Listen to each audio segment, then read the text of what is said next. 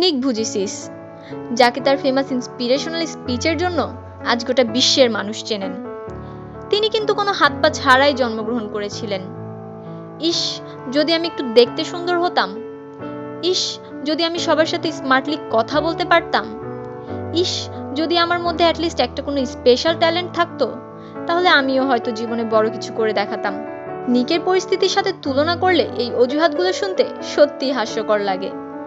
জন্ম থেকে যে মানুষটার কোনো হাত পা নেই, সেই মানুষটা আজ লাইফ উইদাউট লিম্বস এবং অ্যাটিটিউড ইজ অ্যালটিটিউড নামক দুটি কোম্পানির মালিক।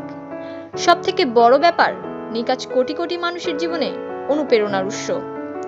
আমাদের দুটো হাত থাকা সত্ত্বেও কষ্ট করার হাত থেকে বাঁচার জন্য আরও একটা হাত, অর্থাৎ অজুহাতের সাহায্য নেই।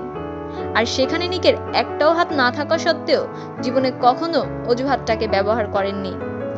টেট্রা অ্যামিলিয়া সিন্ড্রোমের শিকার হওয়ায় তিনি কোনো হাত পা ছাড়াই জন্ম নেন। তার নিজের লেখা অটোবায়োগ্রাফি অনুযায়ী তার জন্মের পর নার্স যখন তাকে তার মায়ের কাছে নিয়ে যান, তখন তার নিজের মা নিককে দেখে আঁতকে উঠেছিলেন। তার শরীরে পা বলতে রয়েছে শুধুমাত্র একটা বিকৃত পায়ের পাতা এবং তার সাথে দুটো আঙ্গুলের মতো হাড়, যেটাকে নিক নিজেই মজা করে চিকেন ড্রামস্টিক বলে। এবং তার সেই চিকেন ড্রামস্টিকটাকেই কাজে লাগিয়ে চুল আঁচড়ানো থেকে শুরু করে সাঁতার কাটা, কম্পিউটারে টাইপ করা, এমনকি ঢেউর মধ্যে সমুদ্রের সার্ফিংও করেন নিক। আজ নিক এত বড় একটা জায়গায় পৌঁছাতে পারলেও নিকের ছেলেবেলাটা ছিল একটা দুঃস্বপ্নের মতো। ছেলেবেলায় একাকিত্বের যন্ত্রণা থেকে মুক্তি পাওয়ার জন্য তিনি মাত্র 10 বছর বয়সে আত্মহত্যার পথ বেছে নেন।